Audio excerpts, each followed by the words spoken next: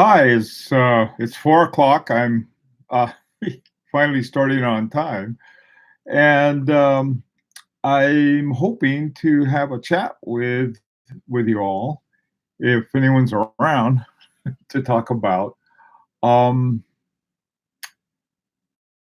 constant constant force. And what is constant force? Well, let's see.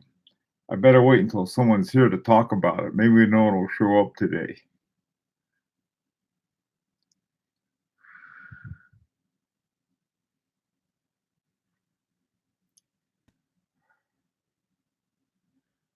Hmm.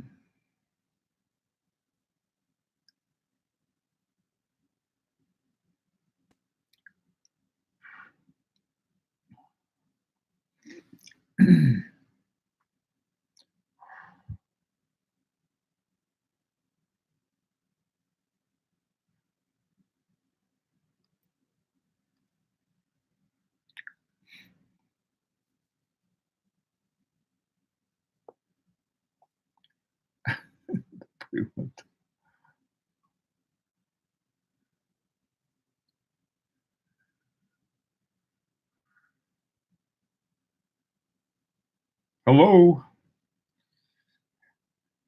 Um, Hi, Fernando. Hi, Hisham. How you guys doing? Um, Want to get going on constant force, and again, I don't know. Maybe this is a little too nerdy for some people. Um, but one of the things I wanted to illustrate here's a toy car, and it's a wind up car, and it's got a spring in it. Hi, Colin. Hi, what? Hi, say we say howdy. Hi, howdy. And anyway, what I'm going to do, I'm going to wind up this car. Let's see. Yep, I think that's right. And whoops, there it goes. Hang on a second. I better turn this off first. Okay, now I can wind it up. What I want to do is really what the essence of the whole issue is that you can see when I release it, it goes down pretty quick. But then near the end, it gets slower and slower. And this, of course, when when our watches, by the way, I've got on my El Laurent today. With our watches, if if the as as the spring becomes unwound, the mainspring, it loses power. And so the question for watchmakers ever since ever and clockmakers is that how do you have a constant force so that you don't have it going really fast at the beginning and then really slow at the end, like um, this toy car here does? It goes from lots of power to very little. So that I'm going to have a longer thing about it on Fridays and talk about the different techniques and so forth. But what I hope to do today is to uh, generate some interest in it. Let me. I have a couple books here. Excuse me. Keep doing that. Um, the, whoops. Back here again. The first one I have is Ryan Schmidt's Wristwatch Handbook. This is a great book if you don't have it. The for discussing constant force, and there's a nice, good introduction to constant force and how to do it. Fusee is definitely one way to go. The Fusee and chain, that's one solution. The other book is George Daniels. It's called Watchmaking, and it's a little heavier book, and the the different ways that they tried to make things go at a steady rate. Uh, some of them, one of the more interesting ones is called the Breguet overcoil, and at the end of the mainspring, it flipped over the top, and this is one way that they maintain constant force. The other part of it is that you have, hey, blue shirt Buddha, Jay, um, or night, Jay. Um, the the other way that they maintain this constant force is through the escapement. And the picture that I had on the little announcement, and I'll be talking more about that, is an escapement that's set up with what's called a remontoire d'égalité. And so the strength of the mainspring putting pressure on this, and what the escape wheel does is that it allows so much turning of the different dials. Okay, and it's something that to me is fascinating. I mean, here we have these watches, and all they run on is the tension from the spring. Here's my Fitbit on my other side, and this thing's got a little computer inside. I mean, you know, it's gonna they'll tell you everything, what time it is, what your wife is up to, and who's gonna win the World's Cup. These tell the time, and that's what makes it, at least to me, very interesting. Um, Rasher, you want to talk about the Fusian chain? How what does it do that helps maintain a constant force? Rasher, where are you? Um, that is a cool way. I tell you, the A Longa has a Fusian chain. They don't. If you want to get a Fusian chain, yes, Jay Zenas does too. Now, what they do is kind of, I'm not sure how the Fusian chain worked, tell you the truth. And because it used to be very common. And if you want to get a watch with a Fusian chain, you can find, hi Barry, you can find some pretty good ones in pocket watches. And if you go online, there's places like eBay and stuff.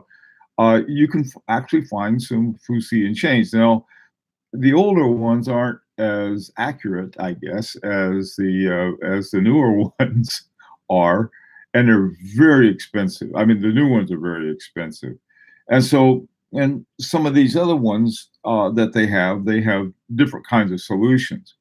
Um, so the one that I had pictured is called the Caliber Five from Lang and Haney. They're in Dresden, Germany, which is not too far from Glashütte, which is where most of the German watches are made.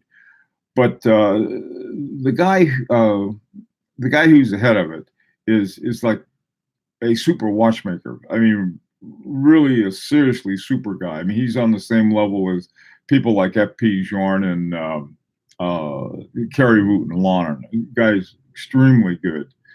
And okay, and your last thing you mentioned you don't like automatic watches. Why is that? You love manual, personal preference. Yeah, I get to wind them up with an automatic. Anyway. Okay, that's all right. Okay, the other thing it's relevant in another way too. With an automatic, you're always winding it. Okay, and that's a whole other set of problems. If you're really active, it gets wounded, and so it has more tension. On the other hand, if you're like me, it's somewhat lethargic, and you have this other kind of thing. So that's an interesting thing. What do watchmakers do now? In addition to maintaining the constant force, there are other things that get in the way, such as magnetism. And so, to set up things to be anti-magnetic, what they'll do sometimes is that they'll use anti-magnetic materials. That's no stretch of imagination. I think Rolex is using a silicon based hairspring now. On the other hand, some companies like, hang on a second, let me get the lights in here, sort of have a strange light situation because here in New England right now, today it's just been like really, really hot, and so I've been keeping all the curtains closed. And let's see, if we get this thing set up. All right, this all they're all my lighting on. I forgot to turn the lights on. I forgot it was dark. Usually, I just open the windows or open the shades or open the blinds. Okay, hi Eddie. Um, so these are all these things that you have to deal with. Some of you may know Harlan, and Harlan has been involved a lot in the watchmaking and learning about watchmaking. And one of the worst things you can do with a watch is applaud, because I mean, the insides of the thing is it's like taking the poor watch and all of its movements and everything and then just shaking it. And I thought, yeah, that's right. So whenever I go out to someplace I have to applaud, I remove my watch at at a certain point. Um, so anyway, these are some of the things. What are some other things that you can think of that affect this constant force of unwinding that makes things go haywire? Because so I mentioned the different levels of tension with my toy here, uh, and that's sort of the main thing. Um, what else do you have that gets in the way of this time? Shaking the thing. Here you have this the escape wheel like going like this, and you have a little uh, uh, fork uh, uh, with a couple little notches on it that allow the escapement wheel to move. Now, in the one, and I'm going to be talking about this on Friday. I hope I have a good demonstration for you. What they did is really interesting. The watch is running at 2.5 hertz, and they have some formula, and within the formula, you can figure out how what is a second's worth. And apparently, 15 oscillations, or 15 oscillations per second, I think is how they have it set up. And so, and then so the bottom escape wheel has 15 teeth on it, and the top one has three. So if you go, okay, so you can do it with wait, every 5 oscillations. That's it. Every 5 oscillations is a second. And so if you have 15 on the bottom and three on the top, that means every five, you can kick over the second hand, and so you can have jumping seconds. Really, I mean, there's some. I mean, who's got who's got um two escape wheels on the same watch? Well, that was the one that I had pictured, and that's the Caliber 5 from Lang and Hain. Uh, by the way, too, in addition to the two books that I mentioned, there's a good article in Haneke, and it includes explaining. Well, it's sort of explained. It's not much explanation in depth, but it's some about the whole issue of constant force. And when you have a watch or you're thinking about getting a watch, that ought to be at least somewhat interesting. I mean, what do they do to control it?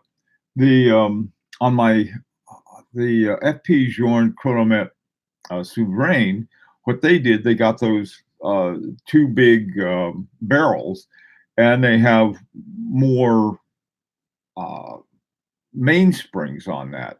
Now, the reason that they increased the number of barrels from one to two wasn't to lengthen the amount of time. Well, it sort of was, but not exactly. What they did instead, and again, this is to maintain this constant force, was that they only use the first this well from 20% to 80%. Okay, the first 20% of the wind is going to be speeded up. This and then the last 20% is going to slow down. So they figured, well, we'll just use the middle 60%, and we'll have the constant force that way. But if we're only going to use 60% of the spring, we better add more springs. And that was what they did with that. Now, the other one on the on my other FP yarn on the resonance, what they had there is really very cool. Is that this there? If you take two pendulums and just sort of start rocking them, the resonance pretty soon will make them equal, and it's really a neat effect. And so what FP Jorn was doing, and by the way too, FP Jorn got most of his stuff, most of his ideas come from Abraham Breguet. Now, and it's Abraham Breguet via George Daniels. This book that I have by George Daniels, Watchmaking, is probably the best known book. But the one that, and it's really expensive, otherwise I'd have had it by now, is on Breguet. And it's in this book, I think more than anything else, along with Daniel's book on watchmaking, F.P. Jorn used in developing his ideas about the kind of watches that he should have. And so what he did, he used these the different kinds of techniques that were passed down from Breguet and then put them in a modern watch. I mean, basically he started the his watch business in the 21st century. Very much of a 21st century guy. Yes, this is a Fitbit, and my Fitbit says you better get moving. So I'll probably have to go for a walk. It was just really bad today. I try to do 5K a day. Haven't quite done it today. So later on today, maybe when it cools off, I'll be able to do it. All right, enough of that. Oh yeah, by the way, a constant force. This is a good example. Your quartz watches and the smart watches, they don't worry about constant force. Why not? Well, they got an electrical charge that just goes and then boom, it stops when the battery runs out. So they don't quite have that. Hi, Andrew. And yeah, A Man and His Watch. That's another good book, Blue Shirt. That's another good one. There are a lot of good watch books. So many books, so little time. But the two that I mentioned, the one by Ryan and the one by Daniels, George Daniels. I always say Roger Daniels because Roger Smith was his student, and so I always get them mixed up. So it's George Daniels and Roger Smith. Okay, so those are some of the things I think. And again, is that to me, going back to the fantastic part, is all of the powers by this little spring. And to me, that's just mind-boggling in a lot of ways. I mean, you can buy watches that have a solar power that helps the battery. You can get them with that have some kind of communication with an atomic clock. There are all kinds of things like that. But with a mechanical watch, a true mechanical watch, what you've got is a spring, and all of the power is from that spring. I mean, this goes back to the ancient Greeks and their catapults. They were winding them up on a rope, and the tension would release. The perfectionists, how precision engineers created the modern world. Yeah, that sounds a good one. I'll give you another good one, and this is called the soul of a new machine. This is how one of the computer chips was developed. Okay. All right. So let's, yeah, Andrew, I'm glad you can make it too. I try to have some kind of announcement. Usually, Clyde likes to be here. I don't know. I contacted him and I'm not sure why he couldn't make it, but he couldn't today. Okay. So, okay, Emmanuel Wine, what's he got one? Oh, I love it. Yes, a manual wine. Why a manual wine? With a manual wine, what you do is that you wind it up. You get to play around with it and just wind the thing. With an automatic, automatics have certain advantages, and I wind those too. And so the the whole issue of why a manual wind. There's something else about a manual wind that it has a type of, oh, I guess, essence of it. Having said that, two of my favorite watches are automatics. In fact, three of my favorite watches are automatics. My Parmigiani Coppa and my Parmigiani Hemispheres. They're both automatics, and so is my Harry Winston. My I don't know. But I just like the other ones a little better. You get to play with them. What you're doing is that you're adding tension to this to that spring. Okay, this is the kind of stuff that I was hoping to get people thinking about, and Clyde said, well, that's really a nerdy subject. Okay, so what?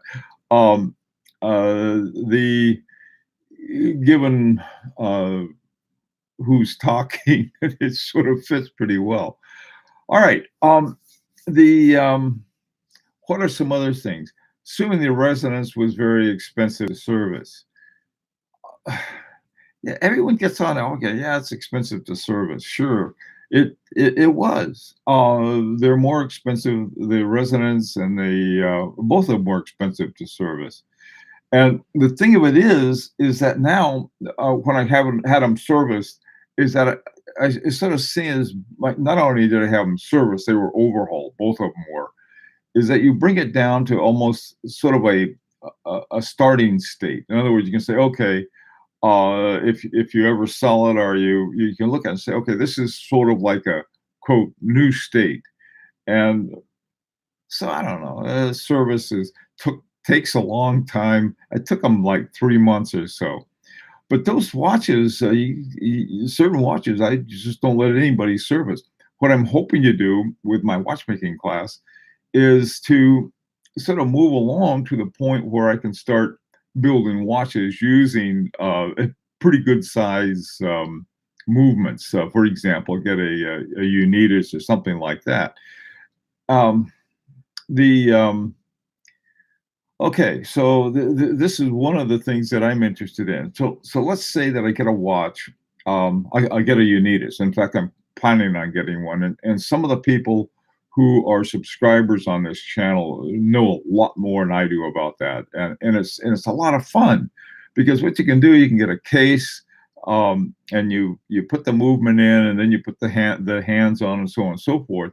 But before I do that, I wanted to learn how to take it apart and put it back together again. One of the things I learned today that was sort of interesting, the Seagull, there's a Seagull clone of the 6494 and 6498, I think, and they come unoiled. Apparently, this caused uh, certain kinds of issues. Marco, I like Unitas. The main thing I like about them, I like they're big and they're easier to work on. I'm not trying to sell you on those compared to one of the really good ones. Do you own a time grapher? Sure, I do. Um, do I think that the information regarding the accuracy adds to collecting? It does for me. I mean, everything I can find out about my watches adds to it for me. So that was how come I taken this watchmaking class. What I had to do is I had to get a new uh, loop for my glasses. The ones that I got weren't very good. I hate winding the manual Speedmaster. I gave it away and got it the auto Speedmaster. Okay, yeah, if you like that, that's cool. Um, you know, okay. Yeah, the interaction with the winding. You like to handle it. Here, I mean, how many things like this? This thing is, um, this Eldorado, this guy, is just a big hunk of gold. Okay, and it's got a uh, Pazoo 7001 that's now an ETA Pazoo 7001, and it's a nice thin watch. and that's not as much fun as winding some of my other watches that have a nicer movement. I've got my 1968 Patek Philippe. That thing to wind is it's like turning the crown, and the stem is sort of moving through like a set of jewels. It's just the most amazing feeling. On the other hand, my Harboring 2, which I dearly love, that thing is I think it's the most accurate watch I have. That thing is fantastic. But it's really hard to wind. I mean, you got to go in there and wind it. But boy, I tell you, that thing once that thing is wound, it is great. Um, so that's it. There's you know both of my FP Journes have a have a well, sort of a funny kind of winding, but boy, that resonance really does. It winds. It has a crown up here, so you have to take off the top part of your band, and then you wind it up, and then you turn it one way for the left dial, and turn it the other way for the right dial, and